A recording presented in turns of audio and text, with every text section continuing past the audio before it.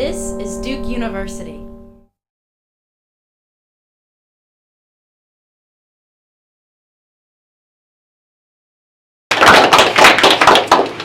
As a moderator, I'm going to be pretty inconspicuous, but I'd like to begin by asking Michael to say a little bit about what he's thinking about now. Thank you. So I'm a PhD student at UNC, and I have particular academic engagements of Malcolm in the study of American Islam. I also have a personal investment in Malcolm X. My journey in Islam begins with Malcolm, and so there's an intersection for me between my personal history with Malcolm purely in a textual sense at this point, and what I do academically. So my journey in Islam begins in the 1990s when there was this renaissance of interest in Malcolm X in pop culture. So it's been suggested that Malcolm was nearly as big or bigger in the 90s than he was in his own lifetime in terms of having a national prominence. Much of this came by way of constant references to Malcolm in hip-hop lyrics, and as a kid, I encountered hip-hop and found Malcolm through that, found Islam through Malcolm, and so I'm interested not only personally what Malcolm has meant to me over the years, but intellectually, now that I've kind of fallen into the academic realm, trying to look at the historical forces that brought those things together. So as a 13-year-old kid in a virtually all-white context in upstate New York, encountering this figure of Malcolm, and through Malcolm finding a portal into Islam, which has informed the rest of my life in the 20 years or so since. So I'm interested in those historical forces. What made Malcolm available to me at that moment, and what kind of Islam, what particular vision of Islam he came to represent, particularly after his death, as he became a useful figure for a variety of actors.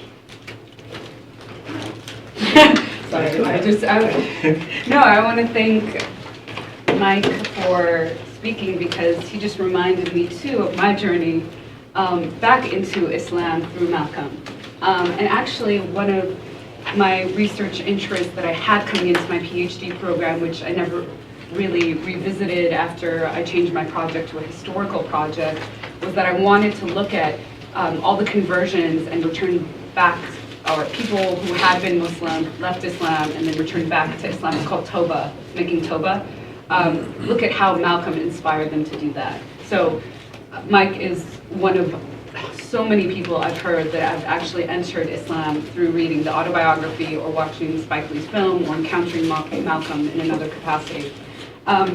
So my Toba began with growing up in a Syrian Muslim household in Southern California, and me going to college in the 9/11 atmosphere and encountering existentialism, and then feeling like I had a very culturally Islamic training, so I didn't feel spiritually connected, so I left Islam, became an atheist. I actually signed up with the Atheist Association of America.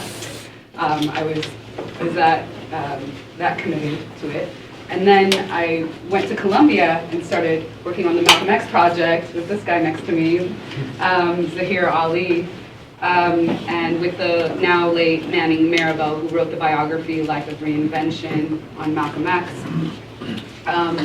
So when I went back there and was far removed from home, it was the first time that I left Los Angeles. It was 3,000 miles away, and I grew up in a very tight-knit family, literally lived on a cul-de-sac with all my uncles and all my cousins. So to be 3,000 miles away in the city of New York, where I had no family and friends when I first landed there, I felt a little bit of being in a spiritual crisis. And then I revisited some of Malcolm's words through my research for the Malcolm X project, looking at his travels to the Middle East and North Africa, but also reading his diaries. So when you read his diaries, you get to see how Malcolm is spiritually coming to grips every day with either struggling with his relationship with Elijah Muhammad, his the grueling work of political activism, of traveling, of people wanting to kill you, of keeping your family safe.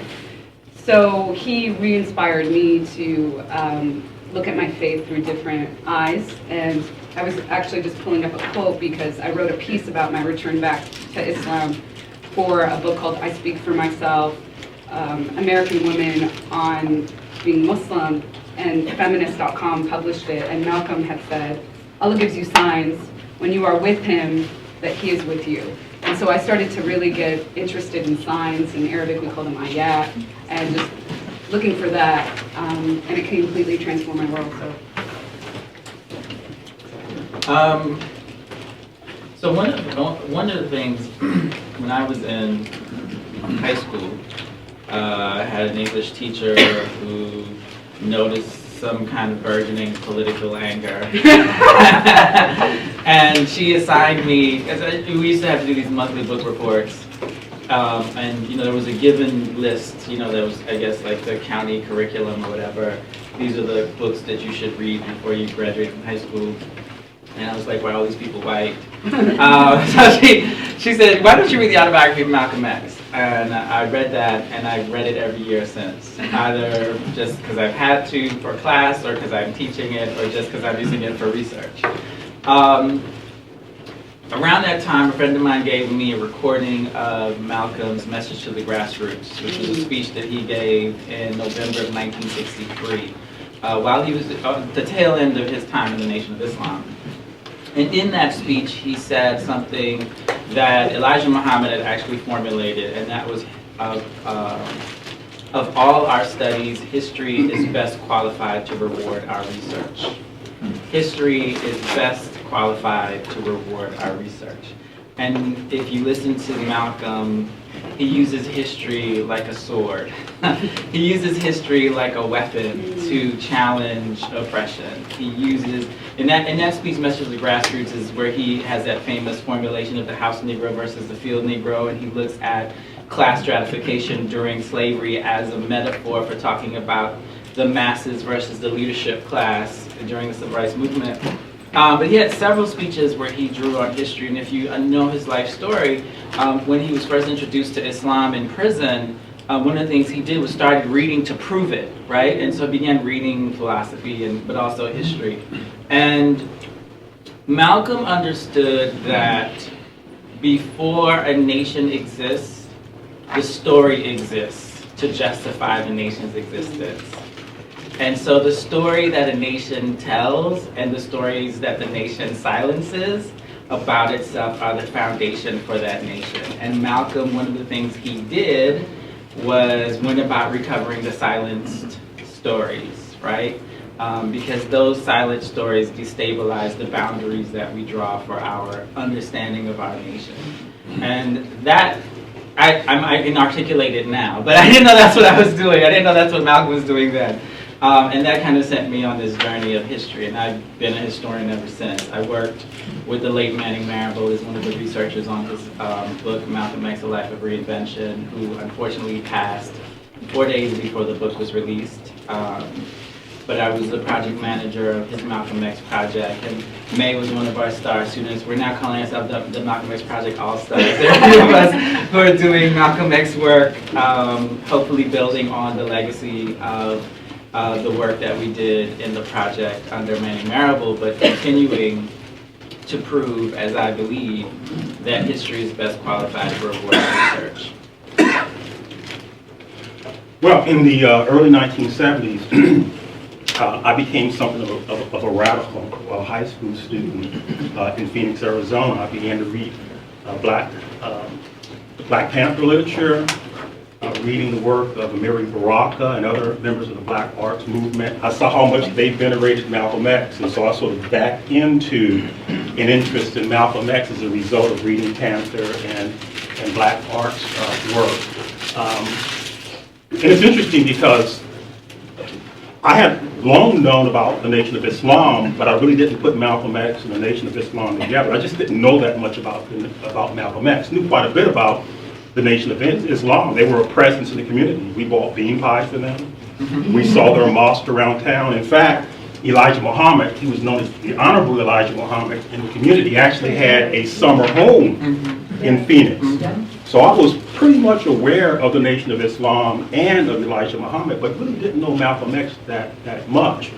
So I began to read Malcolm X, learn more about him, and I think probably like many other people who initially encountered Malcolm X, he became an icon for me. Over time, my sort of popular enthusiasm for Malcolm X became a kind of a scholarly quest. And so what really moves me now are these dual impulses among people who read Malcolm X. This impulse to engage in hagiography, to construct him as an icon the way I did, and this competing impulse to sort of tear that down, to engage in iconoclasm. So I like to trace the dual impulses toward constructing icons and engage in iconoclasm. And so that's something that I try to trace out through some of the material that I've written about Malcolm X. Anyone else want to pick up? Well, I guess the idea of iconoclasm is a very, nobody likes their idols. You know, one of the things that Manning Marable's book on Malcolm did, and according to his introduction, or what he sought to do, was to humanize Malcolm. And let me tell you, as someone who had to like speak about this book in various forums when the book came out, that became a bad word. You know, humanize became a slur, right? And I think that says a lot on the one hand of what we thought of Malcolm and who Malcolm should be, but also what we think of ourselves, right? That being human has become such a bad thing to be. That having flaws and making mistakes or errors in tactics or, you know, strategies gone awry is something that is bad for us to chronicle. And I actually, you know, I teach a class on Malcolm X, and I tell the students in the first day, if you came to this class to praise and eulogize Malcolm, you're in the wrong class, because that's not what we're going to do. We're going to unpack him for who he was, because I really believe, I mean, this is my kind of like agenda, right, which is that people worship idols, but they emulate other human beings. Right? And so if you like put something up on the pedestal, like there's this, you know, and this is a challenge with Malcolm's autobiography. There's like in a lot of autobiographical literature, there's this thing called the challenge or the problem of exemplarity, especially in Black literature, where on the one hand the person is striving to be an example, right? Like you write your life story to be an example for other people, that they can do what you've done. And certainly that's a part of who Malcolm is, right? Where people are like, oh, you don't have to be stuck, you know, in prison, or you can, you know. But then if you are too good of an example, according, you know, to whatever too good is, you become exemplary, and then you become an exception to the rule, right? So how do you travel that tension between being an example that other people can follow, and being so exemplary that you're exceptional and no one can be like, you know, like, well, I can't, you're different, I can't do you, right? And that's the I think to his point about iconization and humanization, right, is the same thing. Exceptional versus example. And, you know, that I think is you know, for me, it's more inspirational to have examples. You know, I can't do anything with exceptional people, but like applaud them, and you know, like that kind of thing.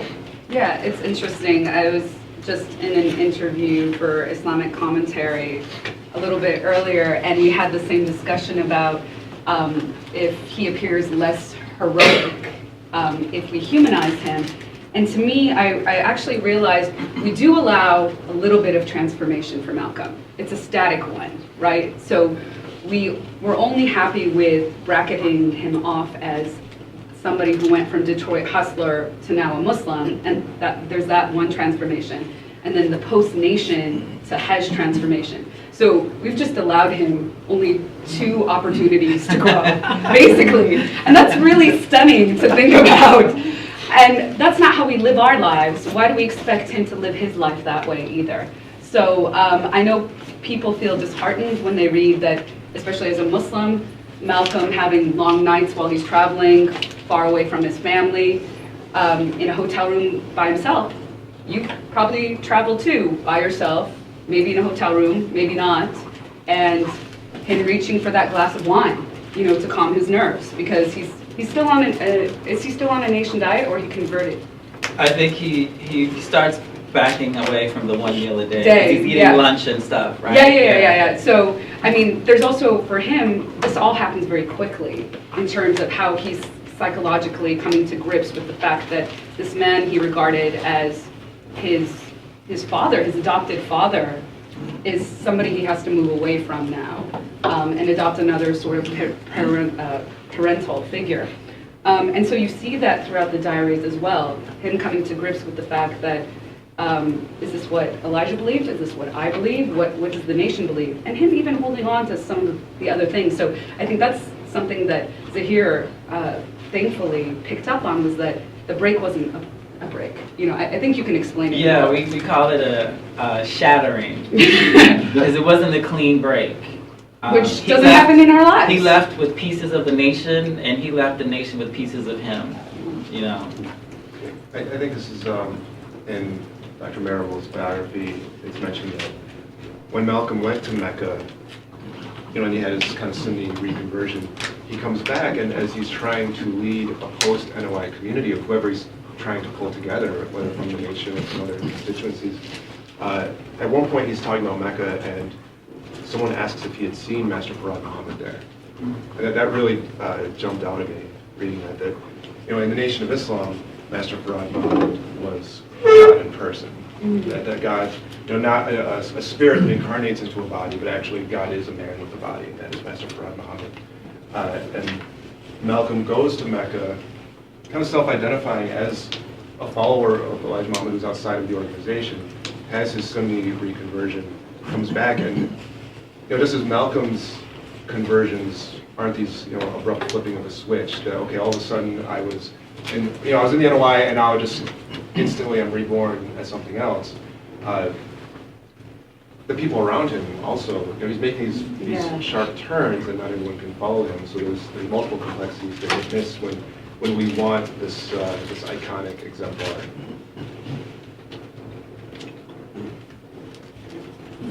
No, I think that that's true. I mean, part of what I've been trying to do in what I've written is to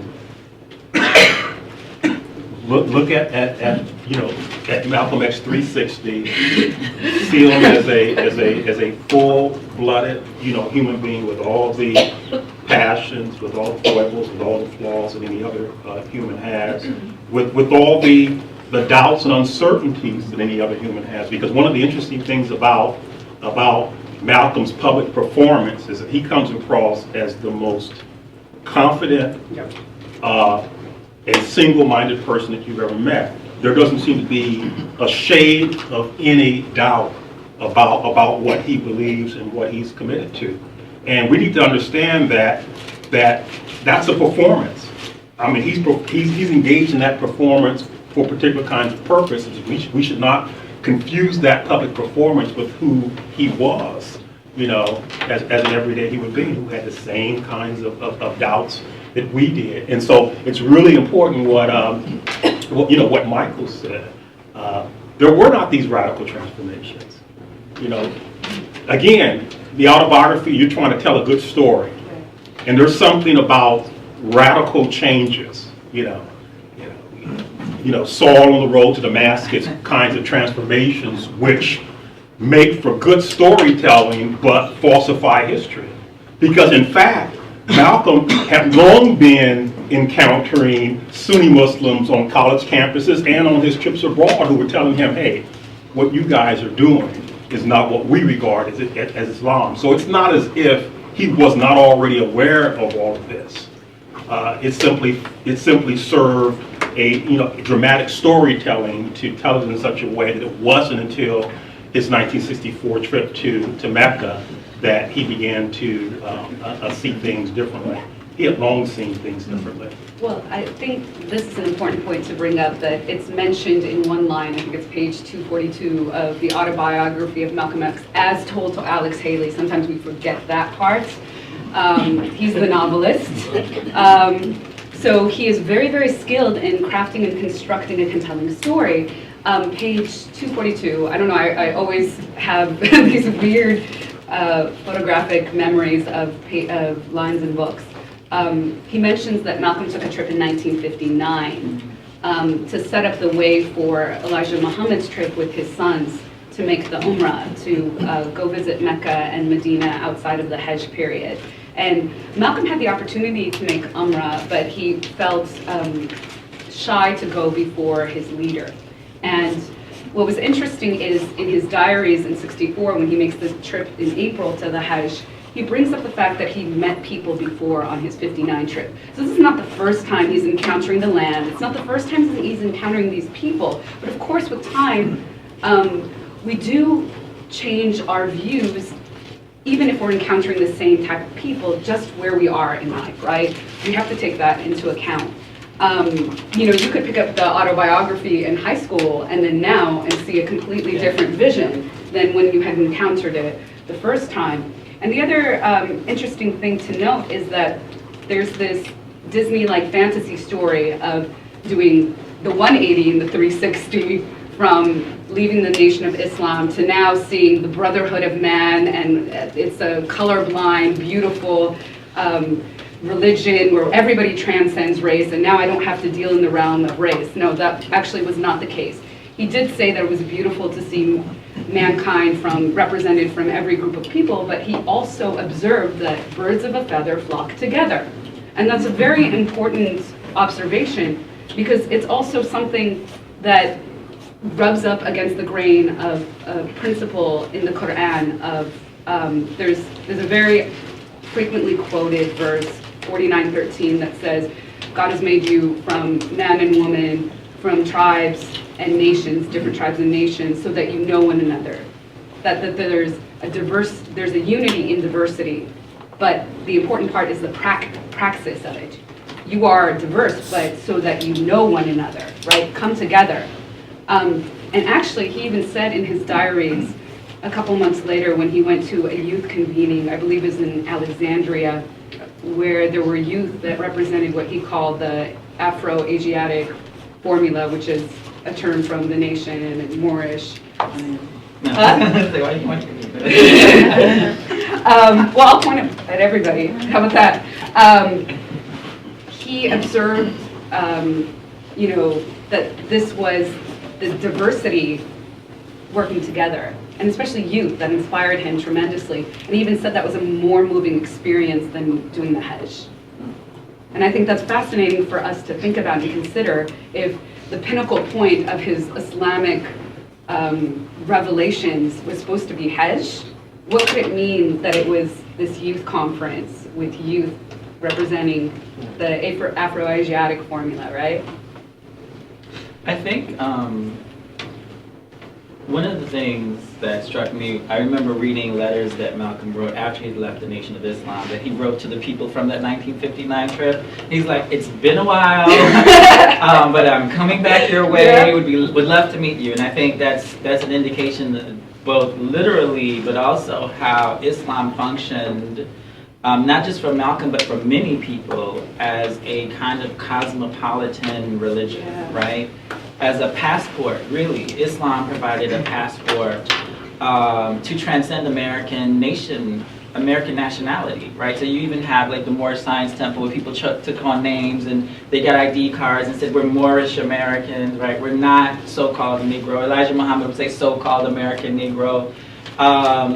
Dizzy Gillespie talks about the people in his band because Islam was very popular among jazz, because the Ahmadiyya Muslims were popular among jazz artists, and he talked about how people would take on these names, and he was like, I don't know how religious they were, but I do know when we traveled down south, they didn't have to go to Jim Crow, right?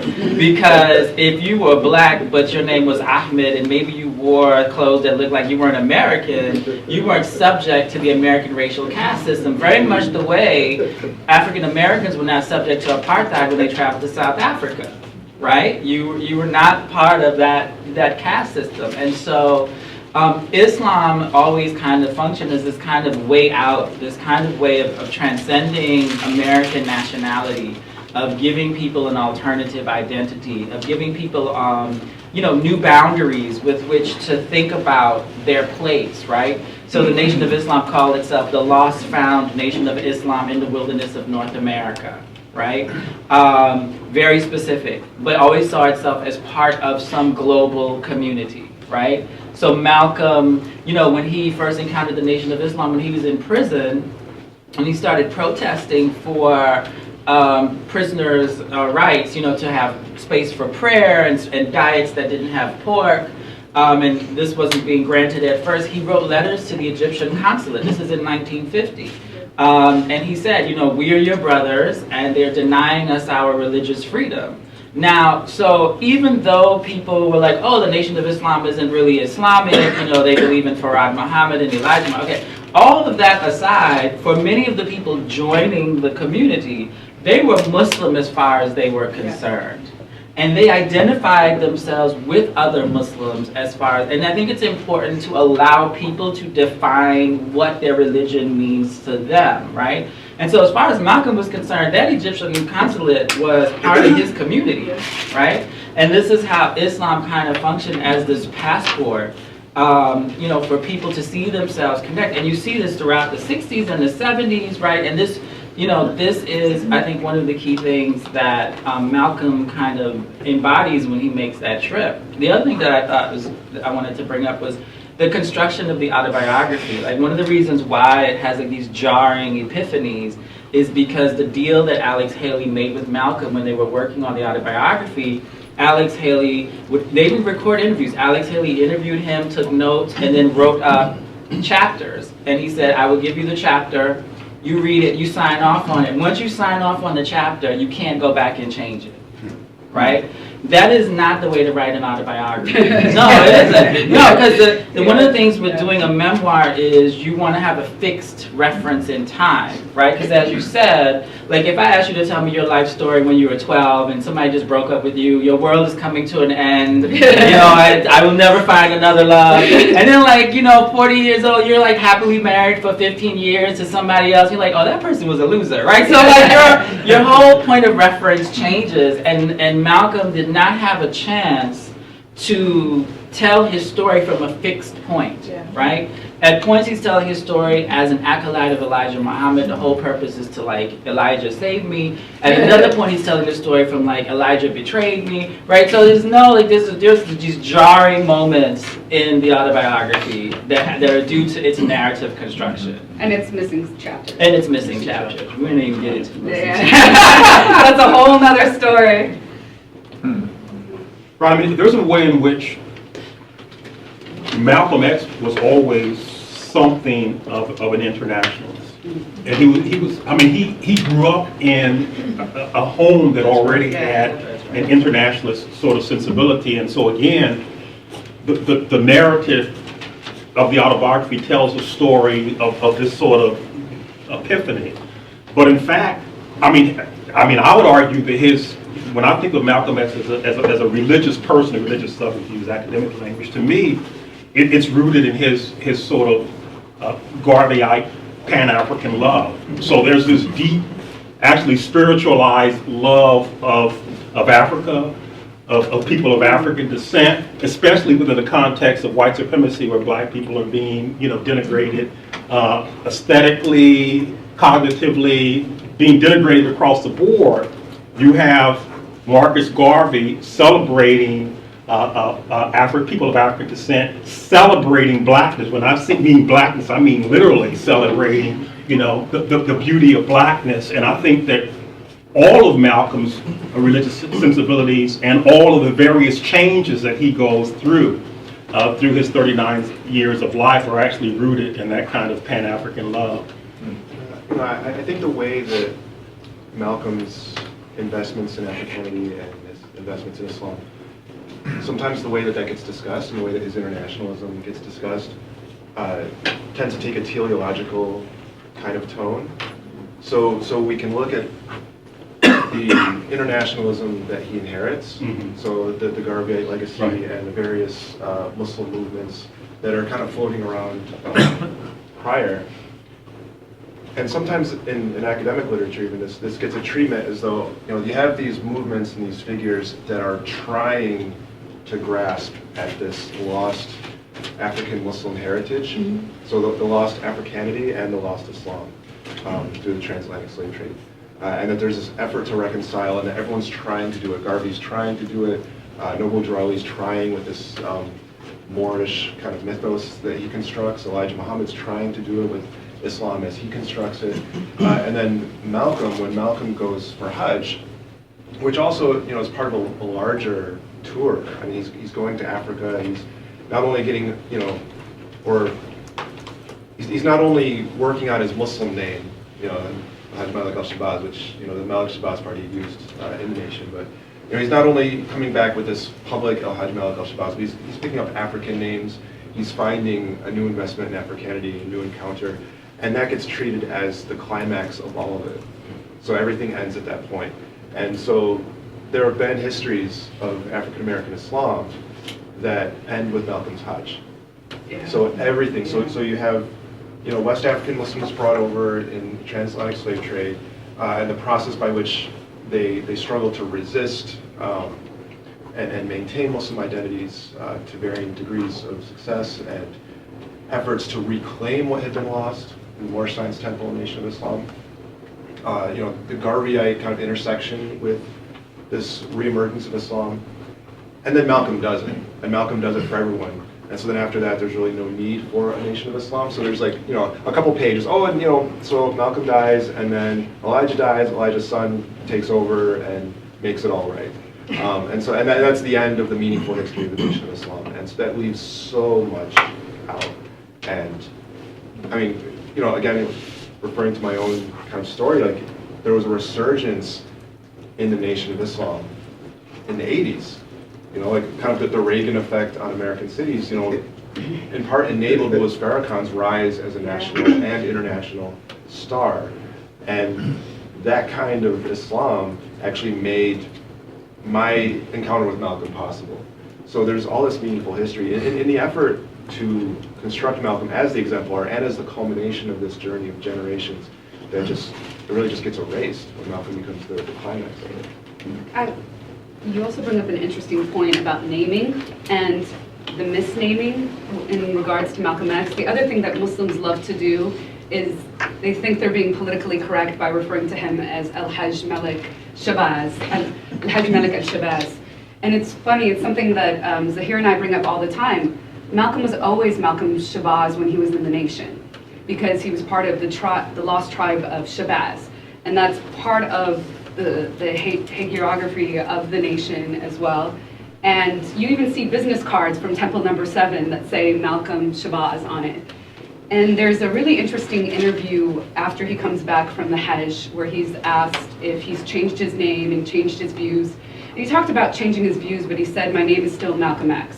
And it's X because it still represents I can't remember the exact wording. It will remain X until the problem that it represents is solved, right? So the problem of the X representing the unknown, everything that was denigrated, as you were saying, aesthetically, cognitively in the transatlantic slave trade, when those things are recuperated, then we can replace the X with something else. But I am still Malcolm X.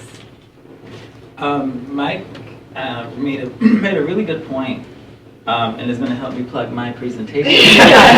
My presentation this afternoon looks at the resurgence of Malcolm in hip hop, and one of the things that I argue is the resurgence of Malcolm in the 80s and 90s is impossible without the emergence of Louis Farrakhan, and how historically this is really interesting because historically they ended their journey together on opposite sides, right?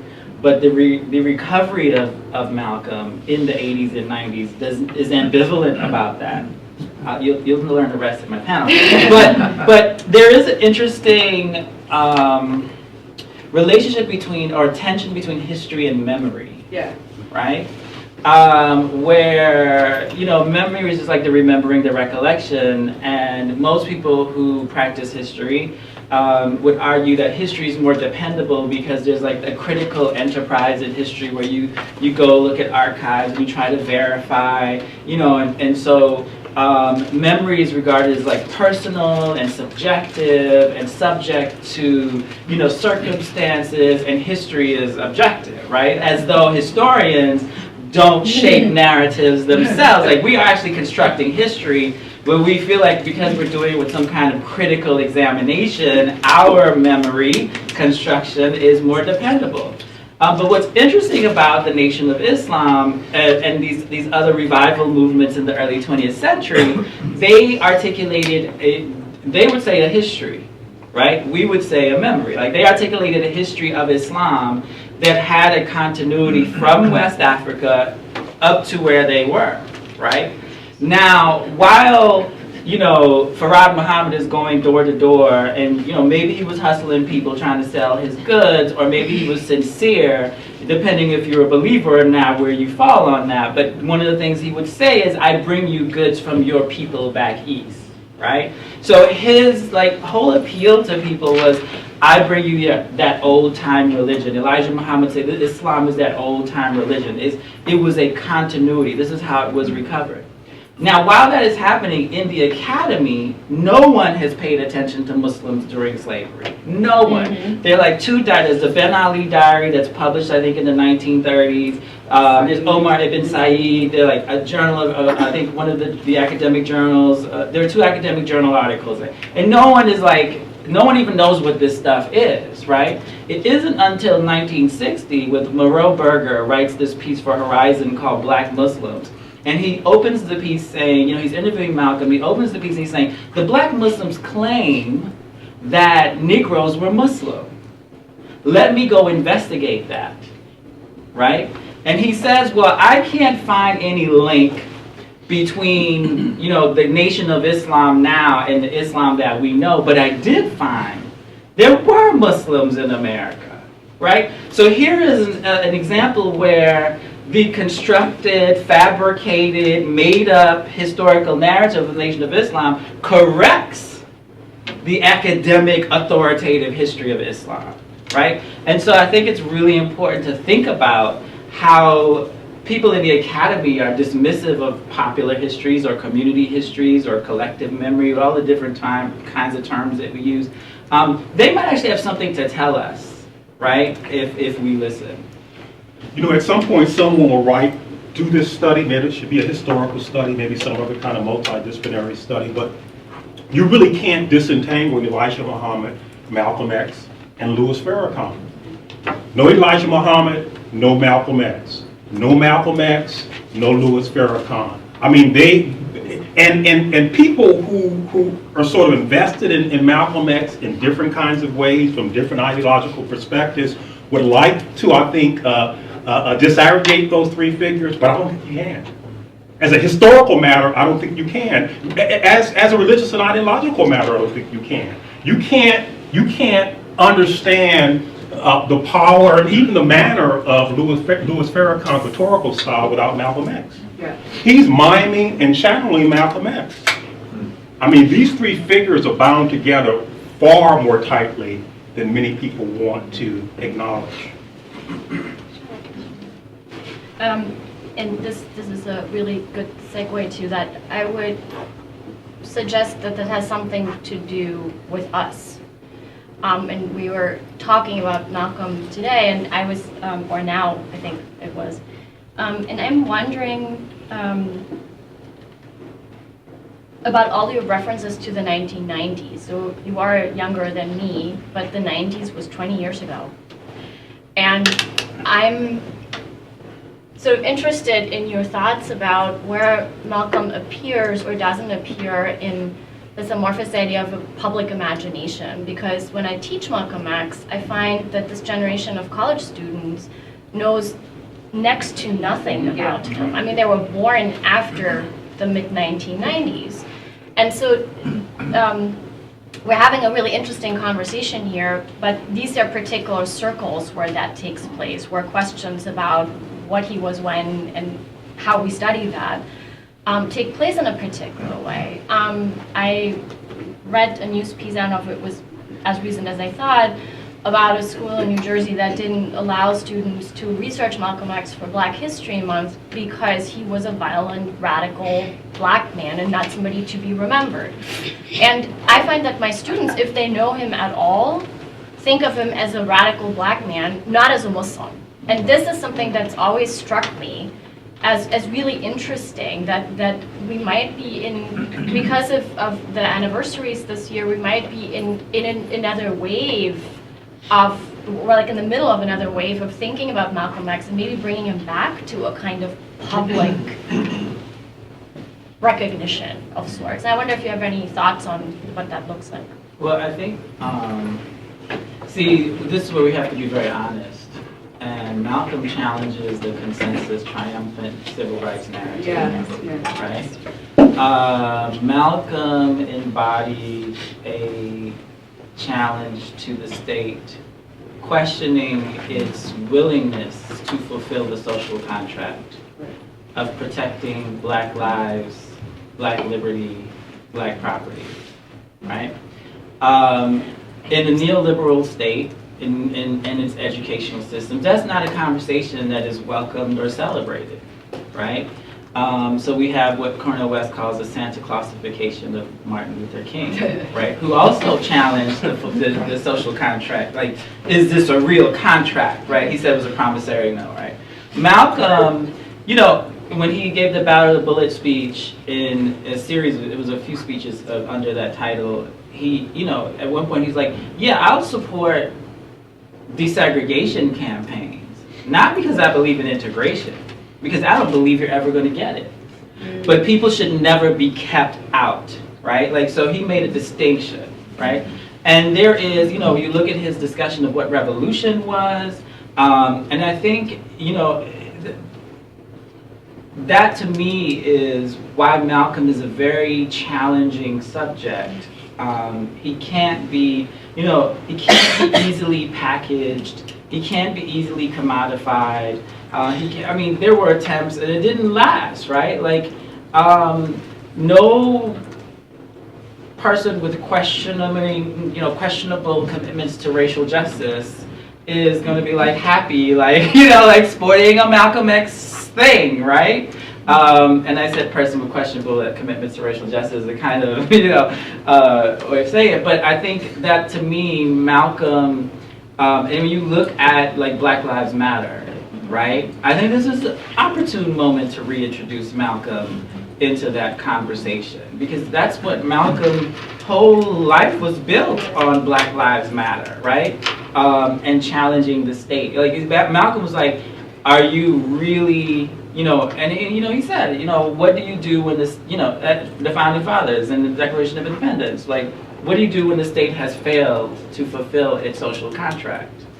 What is the responsibility of the people? The people consent to be governed in exchange for the protection of their life, their liberty, and it says pursuit of happiness, but, you know, originally it was property.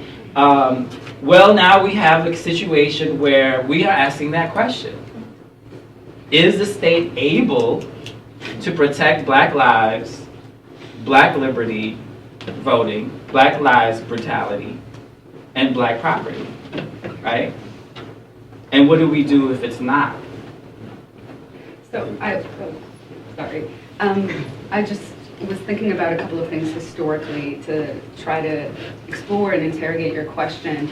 And thinking about Black Lives Matter, Dream Defenders, activists in Ferguson, I'm kind of close with a lot of the activists because some of my scholarly work and some of my activism. I've actually taken a group of them and co-organized a trip to Palestine that happened in January. We have a flash mob if you all want to look into it, and we're written up by a good amount of Black press, Ebony, but that day provided, or that trip provided 10 days of 14 people who are on this agenda, have been inspired by Malcolm X to be in conversation, to talk about and to really analyze our international vision. So what I did realize is this group of activists may not be directly inspired by Malcolm X, but they're inspired by the people he inspired.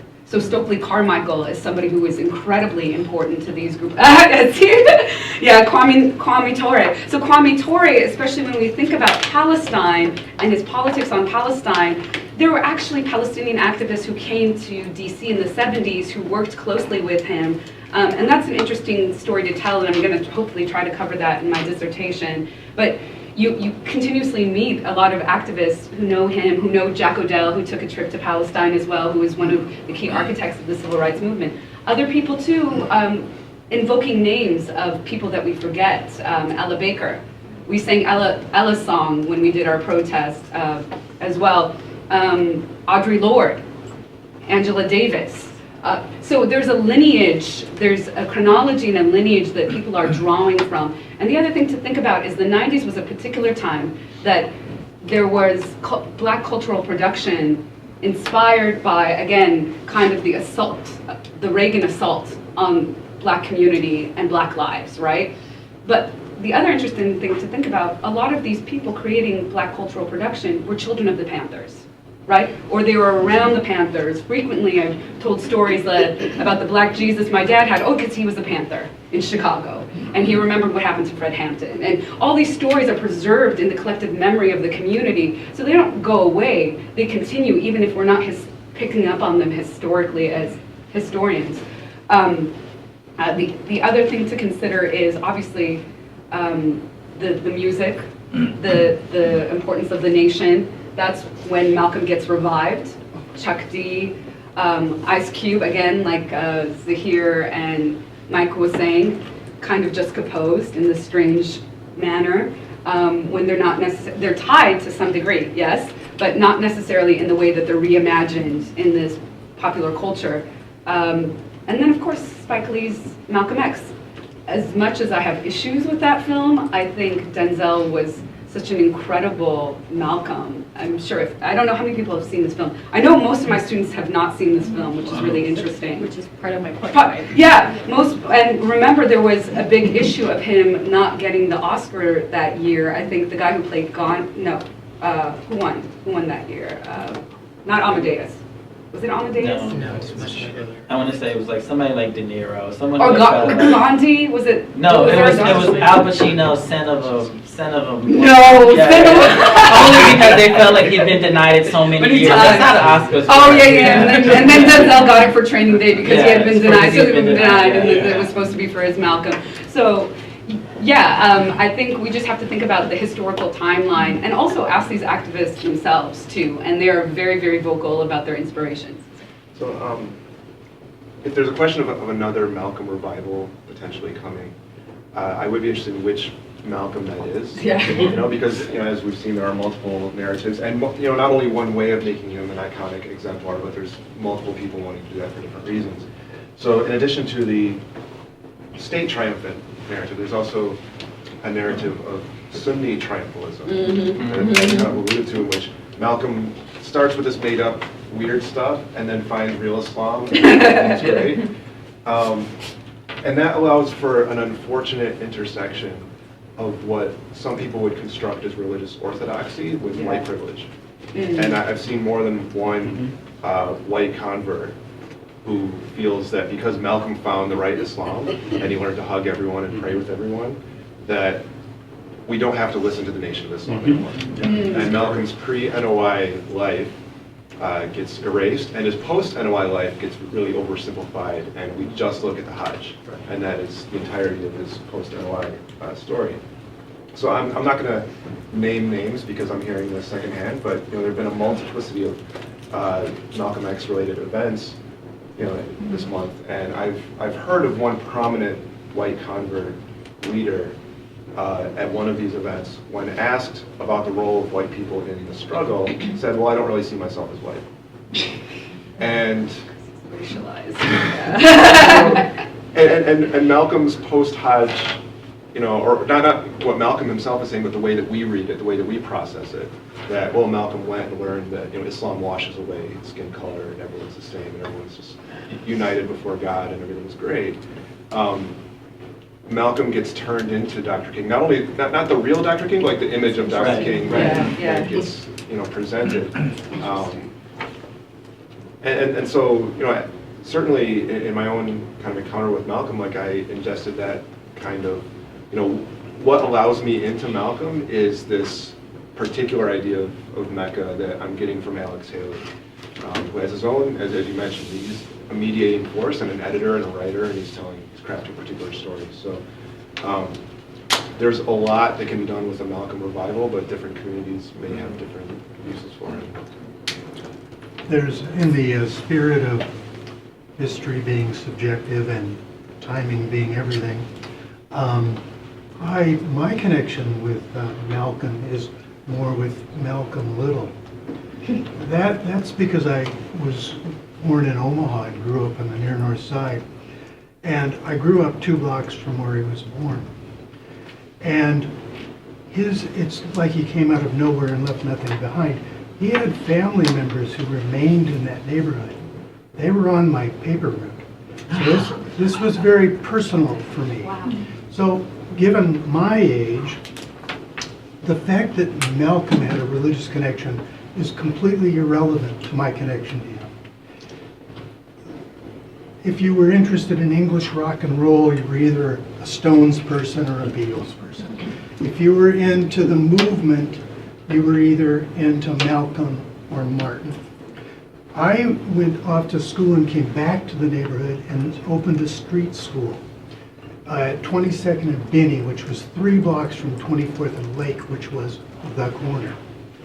What was interesting about that, because I was back home, right, was the tension that was introduced into the community by the presence of the Nation of Islam folks walking around with the newspapers. There were tons of black folks at that time who wanted nothing to do with this. There was a very traditional, rooted black community in Omaha. We kind of sometimes think it's like, oh, the black folks, well, they're all black folks and they're all the same. And it couldn't have been, it's just as riven by division as any community or anything anywhere. So I have this memory of running the school, and a lot of the folks that were my neighbors and friends thinking that the folks on the corner with the newspaper were nuts. So it's kind of like timing, it's subjectivity, it's what what is reality. But even the communities I grew up in, people might have thought they were nuts, but we like the style. Oh yeah, well and, some and, did. And we love the bean pies and the white. Had his hand up. Yeah, I was just wondering, excellent discussion, thank you so much. Mr. Ali had mentioned the hashtag Black Lives Matter and how relevant Malcolm is to that and his legacy. One of the things that I'm curious about, and when you think about that, during the time when he was around, Islam, American Islam was both focal point and along the fringes. And today, the same sort of thing is happening. How relevant is Malcolm in such an arena of Islamophobia that we are? Well, it's interesting because I would argue that the first example of media-driven Islamophobia happens in response to the Nation of Islam, right? The Hate That Hate produced, Mike Wallace's very sensationalized 1959 documentary. And, Mike Wallace just calls them the Muslims, right? Like, this is before Eric Lincoln's book has been published and they get coined, the Black Muslims, a term which they did not like. But Mike Wallace just calls them the Muslims. And he has this one clip that I always like showing. He says, here is a picture of a school where young Muslim children are taught to hate the white man. And then he flashes a picture of a little girl who's wearing a head covering, like a hijab. And he's like, they don't even dress like regular Negroes. And he was like, here's a picture of an air-conditioned department store. They have their own businesses. And this is an anxiety, right? Like white anxiety over Black and Muslim spaces that are independent, that are autonomous, that are not controlled by white people, right? And I think this to me, all of the tropes that Mike Wallace deployed in that film in 1959, over 60 years later, nearly 60 years later, we see that happening today. And I think,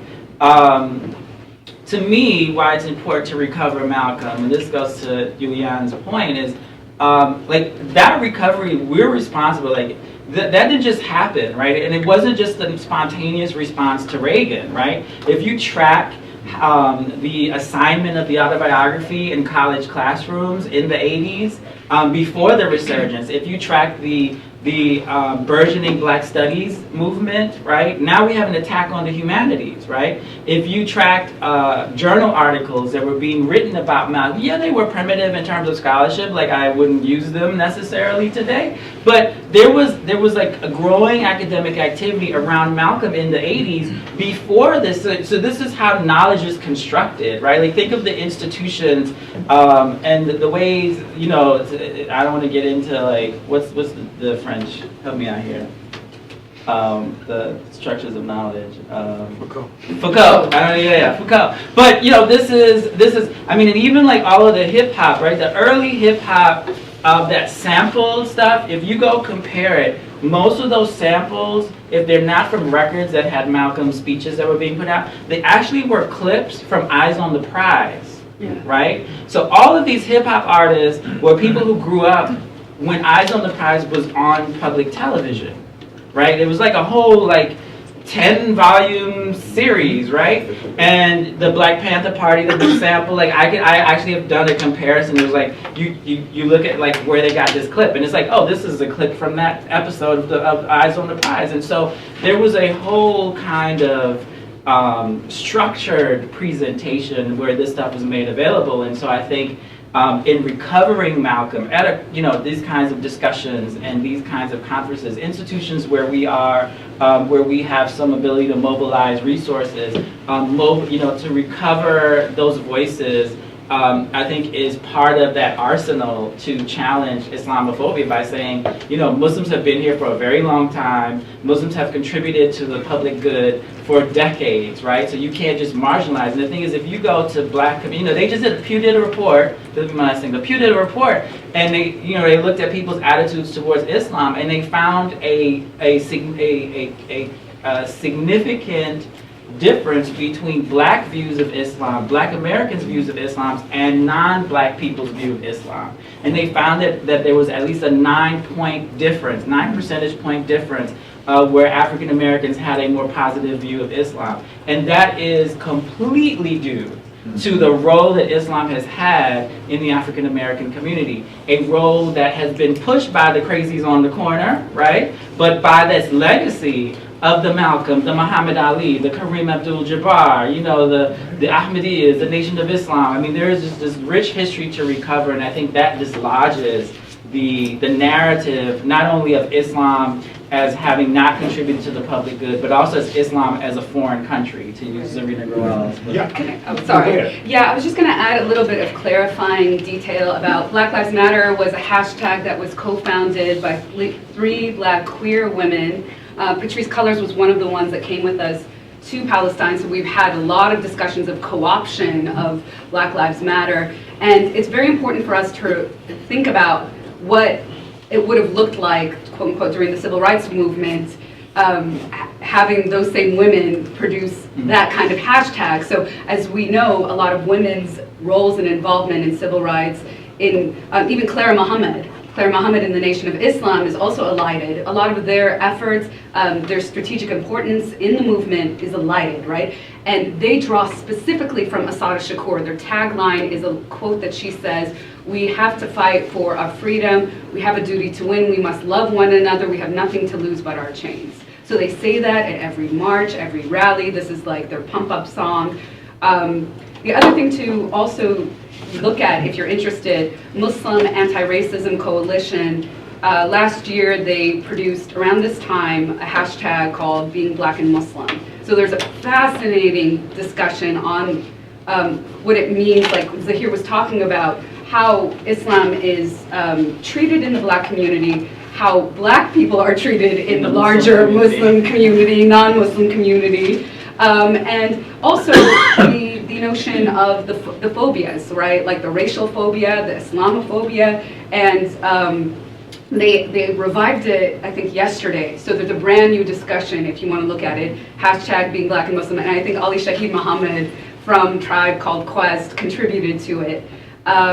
There was something else that, Philadelphia, when it comes to Black cultural Islam, is a very important focal point for us trying to understand the effect of Black Islamic culture on a larger, not only non-Black culture, but now all of US culture. Like, I'm gonna point you out, sir, the beard. Right there. I mean, that was something that was very Philly hip, and what do you call high waters? High water pants. That's Philly for Salafism reasons. That is modeling the ways and means of the Prophet, rolling up your pants so that they're not made dirty by walking around in sand. We don't have sand, but I mean, we did in Arabia. But I mean, that's also if we want to ask ourselves the question of the impact of Black Islam on not just the larger community of Muslims in the U.S., but all of the U.S., I think we have to very much locate the history of Philly. Yeah, in terms going back to the question of Malcolm and Islamophobia, it can be tempting or frustrating to speculate as to what kind of Malcolm we would have if Malcolm survived his assassination.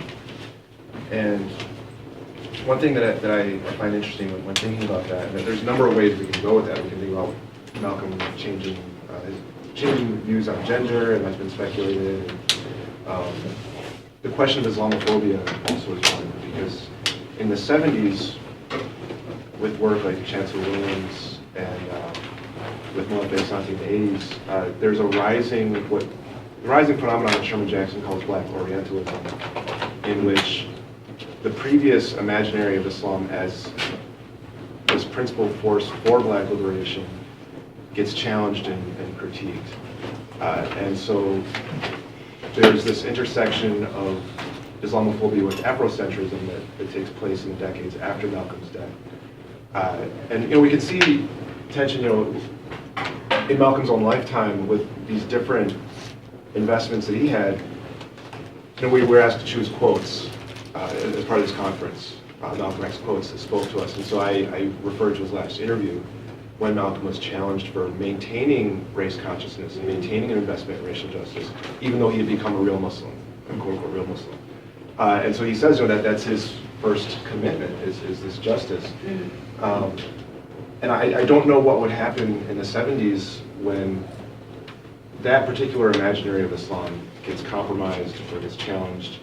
And there's this, again, what Sherman Jackson calls Black Orientalism, could be called Black Islamophobia, even to the extent that it takes on Islam as essentially Arab supremacy, and how Malcolm could be torn between different, he has this commitment to racial justice and social equality and liberation, and he's also becoming increasingly embedded in these globalizing Saudi-centered networks, a particular kind of Sunni hegemony, and I don't know how he would have navigated that in the years after that. I think there's both a conservative, for lack of a better term, I think there's both a conservative and a progressive concern with what am I looking for? With Arab supremacy within the Afrocentric circles that you're looking at. But you're absolutely right. There's no doubt that in many of those circles, the presence of Islam in Africa, the presence of Islam in African American communities is seen as a kind of alien interloper. I'm sorry, what you said, what was the last thing you said? You said an enabling... An alien interloper. But also that history, we have to go back and do this history again, like Zaheer was saying. It's pretty distorted history, because what the Afrocentrists did is pick up a history that when it talked about the slave trade, it used regions' names to name it as transatlantic, Indian Ocean slave trade, sub-Saharan slave trade, but they only called the one on the Red Sea, the Arab slave trade. Why? So we have to ask ourselves the question of what the political project of that was, and also, what did Arab mean in that time period? And Arab, especially pre-1960, was a marker, not an ethnic marker, it was a linguistic marker. And so, and there could be an Arabicized black African who was involved in the slave trade that is read as Arab today. It is not the same Arab that we know of in this moment. And I don't know the details of that history. I know conceptually how it was misframed. And it was misframed for a political reason and a political agenda. And it's not just the Afrocentrists, because the Afrocentrists are picking up on a history written by other people who are entirely anti-Arab. And so I think that we need to recuperate that as part of our projects. But I think it's also important to note that part of the Afrocentric project is a concern with self-determination, right? Yes. And if you read Molefi Asante's Afrocentricity, where he does talk about Arab imperialism, you know that, you know, if your religion is black, then why do you have to speak a language that, you know, if you look at Islam as an imperial project, right? Your focus is on Mecca, your language is Arabic, your clothes are like this. And the one thing that one group he exempts though is the Nation of Islam. He makes special note of praising Elijah Muhammad, of challenging that, right? And so even the tradition of Islam that emerges out of the African American community is not subject necessarily to the same kind of critiques, except, as Sherman Jackson points out, like after the '65 immigration ban is lifted and you see like South Asian and Arabs coming into the United States in higher numbers and kind of supplanting the role of interlocutors for Islam, supplanting the role as spokespeople and representatives of what Islam is, that you see a displacement. And I think when you look at what Afrocentrists are doing, they're responding to the marginalization of their brothers and sisters, of our people, in this process, right? And this still happens today when the United States, because the state imagines Islam only in the context of foreign relations, right? And so when the state wants to talk about Muslims, they will find an Arab or a South Asian. So when the president wants to quote unquote speak to the Muslim world, he goes to Cairo. Well, he could have gone to Philly. Yeah. He could have gone to Harlem. He could have gone to Chicago. You know, he could have gone to Brooklyn, right? But going abroad suggests that this is not an American religion. Exactly. This is not a religion of American people. And Afrocentrists are looking at this and they're like, yeah, we thought your religion brought freedom, justice, and equality. And look, you are second-class citizens in your own religion. You're just like what happens to us in the church, right? And so one of the things I've always admired in terms of that project is that Elijah Muhammad maintained independence from all of that. And he completely said, like, I do not represent old world Islam. I represent the new world of Islam. And it was this very radical theological independence, even, you know, to the great dismay of scholars and so forth. He was just like, that's okay, you don't have my job, right? And so, but culturally that meant that community was nurtured on its own cultural self-determination, so that they were not so ready to succumb to, like, oh, someone comes and speaks Arabic, all of a sudden they're an imam, even though back home they were a plumber, right? This is what happens in the 80s in Muslim community centers, right? Because there's such a fetishization of anything Arab, and that's a conversation that hasn't happened like it should. And the Nation of Islam today, I mean, I think it's also, we have to make your comments. Okay, I think so we'll have to. The Nation of Islam, you know, post those critiques, if you look at the work of Wesley Muhammad, has actually produced narratives of Islamic history. The original Muslim community, it's kind of like an NOI Salafism almost, in which the original community, in his racial terms, would be black. And then the Abbasid Revolution becomes this white takeover of what had originally been a black African phenomenon.